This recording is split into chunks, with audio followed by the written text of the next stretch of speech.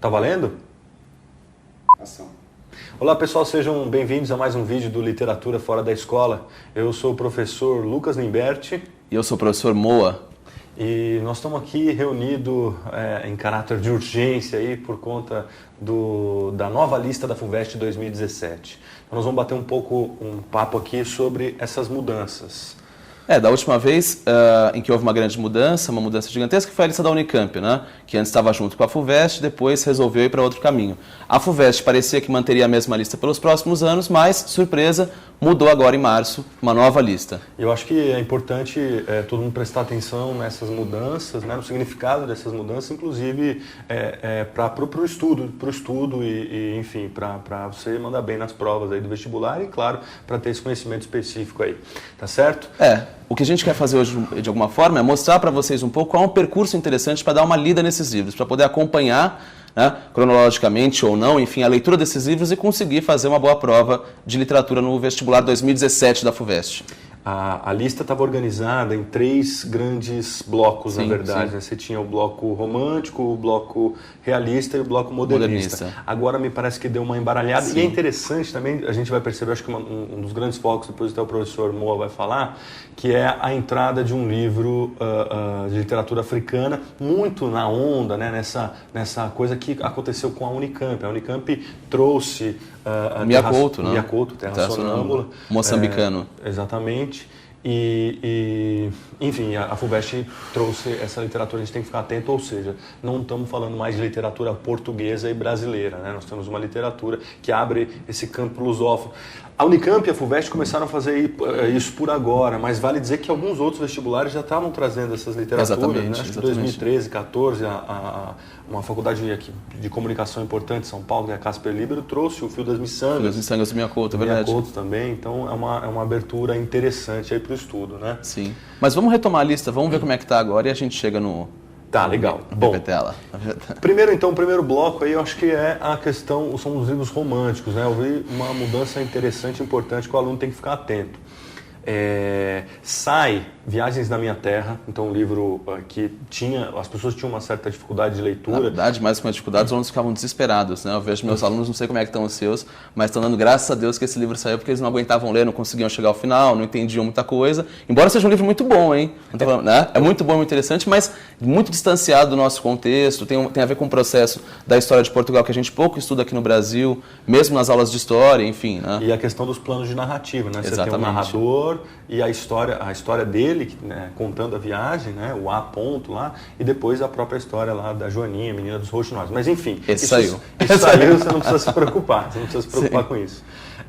Saiu também Memórias de um Sargento de Milícias. Que é uma pena, né? Que é uma pena. Porque um livro interessantíssimo e que estava na lista da FUVEST há muito tempo, né? E que os alunos gostam, né? O livro tem uma leitura, o Leonardinho, né? Nosso querido anti-herói, né? Exatamente. E que tem toda uma leitura sobre o Brasil, né? Quer dizer, o que são os homens pobres no século XIX, mas também saiu. Saiu também Tio. Isso o pessoal gostou muito que saiu Tio, né?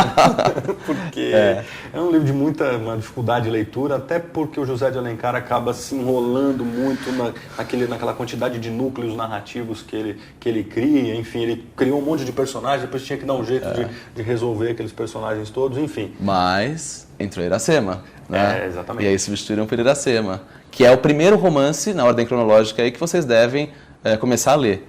1865, entra Iracema, e Iracema faz parte da tríade indianista. Digamos que é até um livro mais interessante do que o Tio, para a gente centrar aí nessa primeira metade do século XIX, que é a tríade indianista aí do José de Alencar, tá certo?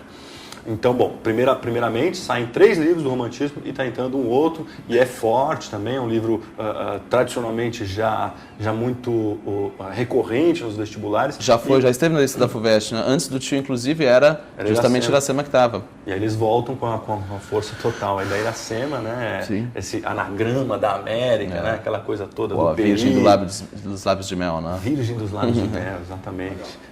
Iracema, esse anagrama de América vai contar a história da Virgem virgem dos lábios de mel, então o Exatamente. processo de miscigenação lá com o Martim, né? Os portugueses e os índios, né? E aí está um ponto interessantíssimo do Alencar, que eu acho que é o mais importante, não sei o que você acha, mas que é exatamente a leitura que ele faz do Brasil. Quer dizer, no final do livro, a grande questão que você tem no romance Iracema é a união entre os portugueses e os índios tem como consequência a sociedade brasileira. E o nascimento de Moacir, exatamente. o filho da dor, né? Que na linguagem tabajara... Exatamente.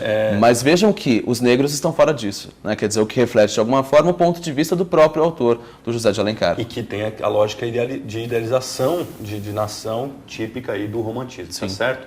Bom, legal, beleza, entendemos aí essas primeiras mudanças. No caso dos livros realistas, que estão ligados à segunda metade do século XIX, eles continuam, então você vai continuar lendo Memórias Póstumas de Brás Cubas, vai continuar lendo o Curtiço e A Cidade e as Serras. Tá certo? E no modernismo? Bom, no modernismo a gente tem uma série de mudanças muito interessantes, na verdade. Né? No primeiro ponto, continuam dois livros bastante interessantes, dos quais o pessoal gosta muito. De um lado, Vidas Secas, e do outro, O Capitães da Areia, né? Respectivamente do Graciliano Ramos e do Jorge Amado. São dois livros da segunda geração modernista, engajada politicamente. Regionalista. Exatamente. Né? Aliás, um engajamento político tão necessário no nosso momento, né? Inclusive. Enfim, mas dois romances dos quais as pessoas gostam muito, que dizem muito sobre o Nordeste, particularmente o Vidas Secas, né? É uma grande leitura do Brasil interessantíssima que mostra, aliás, muito atual, enfim, para pensar todas as relações de classe que estão colocadas no Brasil. E no Capitães de Areia também não deixa de ter esse valor, porque tem a questão do coletivo, né? Você vai olhar para os meninos né? que vivem na praia e eles têm, na verdade, eles o coletivo, né? Como o Jorge Amado fala, né? Ele é o povo brasileiro, é o grande personagem aí do Jorge Amado. Vale prestar atenção, nós temos uma aula específica aqui no Literatura Fora da Escola de Capitães da Areia. E de Vidas Secas também. Vidas Secas também. Exatamente. Certo? E as mudanças? Agora vem as mudanças, né? As grandes mudanças aí do século XX. De um lado, saiu um livro do qual o pessoal gostava muito, do qual eu gosto muito, certamente o Lucas também gosta muito, que é O Sentimento do Mundo, do Drummond. Carlos Drummond. Mas, ao mesmo tempo, né? Entrou um livro dele, que é um livro que já foi do vestibular, enfim, mas é um livro um pouco mais difícil, mas também tão interessante quanto, que é o Claro Enigma. Bom, só para você se contextualizar um pouco, acontece o seguinte: O Sentimento do Mundo fazia parte de um conjunto de livros do Drummond, Sentimento do Mundo, José e A Rosa do Povo, que eram os livros de poema essencialmente em que ele estava mais diretamente engajado. Agora, Claro Enigma é o livro, né, que vem na sequência, né, em que ele está retomando, junto com as conquistas todas formais do modernismo e assim por diante, as questões das formas mais clássicas. Então vocês vão ver, por exemplo, que o livro, Claro Enigma, começa com um conjunto de sonetos excelentes, maravilhosos, que vocês certamente vão gostar, mas que vão ver um pouquinho mais de dificuldade no começo, porque é de alguma forma existe talvez uma densidade, uma mudança sintática muito mais forte e tal, mas vão com calma, vão lendo com tranquilidade. Lembra que não é um livro, não é um romance, portanto você não vai ler de uma vez só, então vai lendo um poema de cada vez. Só desculpa te cortar, Por favor. mas a gente está falando do engajamento político do Drummond. Talvez você deve estar escutando, nós estamos vivendo hoje aqui um buzinaço aí no país, né, das manifestações do país que tem um caráter político que eu acho que deve ser discutido, né, por falar em Drummond. Exatamente. Você acha que talvez dê até para escutar aí, então quer dizer, é um momento político importante do nosso país, que eu acho que nós temos que ficar atento, de fato, o significado de tudo isso. Eu acho que Drummond já falou muito sobre isso na sua literatura engajada do século XX, e que, cara, tem um reflexo até hoje, né? O Sentimento do Mundo saiu, mas vocês lembram, quem leu o poema Elegi em 1938 sabe que ele termina falando, né? Se aceitas a chuva, a guerra e a má distribuição, é porque não pode sozinho dinamitar a ilha de Manhattan. Pô, tá tudo a ver com o ataque do 11 de setembro, do World Trade Center. Então, quer dizer, falar de Drummond é falar do tempo atual, e essa buzina de fundo aí, se é que dá para ouvir, tem a ver com esse momento político bastante conservador. Tenso, conservador. Bastante conservador. E que de alguma forma é exatamente isso, né? Quer dizer, o Drummond, e mesmo no Claro Enigma, vocês vão perceber que mesmo no Claro Enigma, acho que a poesia tem esse potencial, né, de alguma forma de projetar alguma luz sobre o presente também, né, para pensar. Acho que a literatura como um todo, mas particularmente a poesia, e particularmente a poesia de um poeta como Drummond, né, quer dizer, de levar a uma compreensão do que é aquele mundo. Bom, só para terminar aqui, depois tem um livro interessantíssimo que foi a grande bomba aí, de alguma forma, da FUVEST, que é o Mayombe do Pepe Tela. Finalmente, a gente está diante de um livro que nunca esteve na lista da FUVEST. Na verdade, a FUVEST nunca teve nenhum autor africano em sua lista, né? E a gente tem que lembrar, quando a gente fala literatura africana, a gente está generalizando, né? A gente não fala literatura americana para falar do continente inteiro, assim como a gente não fala literatura europeia em geral. A gente está falando especificamente de um autor angolano, né? Que compõe um conjunto das literaturas africanas, né? Que é muito importante, é uma reivindicação de vários grupos, de vários movimentos sociais para que entrasse algum livro de literatura política africana, inclusive na lista do vestibular, né? E entrou esse. A própria Universidade de São Paulo já tem um departamento de literatura africana importantíssimo, né? Forte, e eu acho que isso reflete um pouco exatamente a lógica da academia, que agora vem, claro, todo mundo vai ler, todo mundo vai ter que ler para entrar na USP aí, Sim. Né? Só para fechar essa questão do Mayombe, vocês vão ver que é um livro que fala essencialmente sobre a guerra civil, na verdade, a guerra de libertação, de independência de Angola. Né? É um livro que, de alguma forma, é um romance que apresenta o ponto de vista de guerrilheiros engajados no processo de independência de Angola. Um livro excelente. O Pepe Tela é um grande autor angolano, importantíssimo, que certamente vocês vão gostar muito. Eu tenho a impressão que esse é um livro que vai conquistar muito os leitores, embora tenha uma formulação difícil e assim por diante, mas é muito legal. E Sagarana do Guimarães Rosa. Sagarana do Guimarães, cara. Aí nós estamos trazendo a genialidade desse escritor de Cordisburgo, Minas Gerais, né? O grande neologista, né? Um livro de contos importante que na lista da Unicamp, que eles fizeram? A Unicamp pegou só o conto A Hora e a Vez de Augusto Matraga. Que é a última narrativa do Sagarana, né? Exatamente. E aí vem a FUVEST e coloca o livro inteiro. Coloca o livro inteiro. Então são vários contos, né? O Burrinho Pedrez, o Duelo.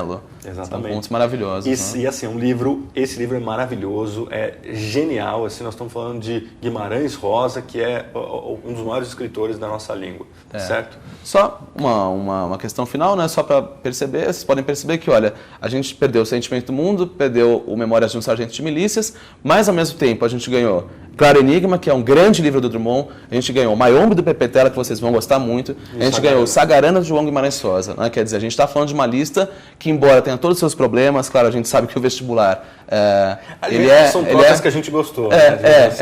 Embora seja todo problemático em sua essência, né? Que a gente sabe que é um funil social e assim por diante. Agora, em termos de literatura que está colocado na lista, para os professores de cursinho certamente vai ser muito legal, e para quem gosta de literatura também, quem vai entrar no processo, certamente vai gostar muito também. É legal, é isso aí. Bom, então fica ligadinho aí no nosso canal, tá certo?